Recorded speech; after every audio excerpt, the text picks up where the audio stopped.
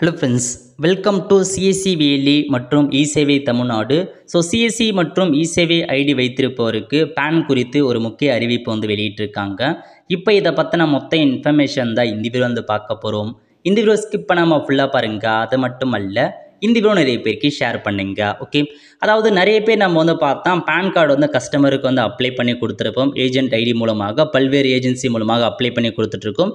இப்போ என்ன அப்டேட் வெளியிட்டிருக்காங்க அப்படின்னா, அந்த பேன் கார்டோட ஏஜென்சி பேன் மையங்களுக்கு பார்த்தா ஒரு முக்கிய அறிவிப்பு கொடுத்துருக்காங்க. அதாவது நீங்கள் பேன் கார்டு பார்த்தா அப்ளை பண்ண சொல்ல அதில் அப்ளிகேஷன் ஃபார்ம் இருக்குது பாருங்கள். அதில் உங்கள் ஆதார் நம்பருக்கு பதிலாக நிறைய பேர் அந்த ஆதார் ரெஜிஸ்டர் பண்ணியிருக்க இஐடி நம்பருக்கு பாருங்கள் என்ரோல்மெண்ட் நம்பரை நீங்கள் என்ட்ரு பண்ணி பதிவு பண்ணுவீங்க. பட் இதுக்கப்புறம் அக்டோபர் 1ஆம் தேதி முதல் உங்களுக்கு அந்த இஐடி நம்பரை நீங்கள் மேற்கோள் காட்டி அப்ளை பண்ண முடியாது. ஆதார் நம்பர் இருந்தால் மட்டும்தான் அப்ளை பண்ண முடியுன்ற மாதிரி வருமான வரித்துறை பார்த்தா உத்தரவு பிறப்பிச்சிருக்காங்க. அந்த அப்ளிகேஷன் ஃபார்மில் இதுக்கப்புறம் இஐடி நம்பரை என்ட்ரு பண்ண முடியாது. ஒன்லி ஆதார் நம்பர் என்ட்ரு பண்ணால் மட்டும்தான் உங்களுக்கான பேன் கார்டு ஒர்க் ஆகும். அந்த அப்ளிகேஷன் ஃபார்ம்லேயே நீங்கள் ஆதார் மட்டும்தான் கொடுங்க, இஐடி நம்பரை கொடுக்காதீங்க அப்படின்றத இன்கம் டேக்ஸ் மென்ஷன் பண்ணியிருக்காங்க. அதையும் நீங்கள் ஃபாலோ பண்ணிச்சுக்கோங்க.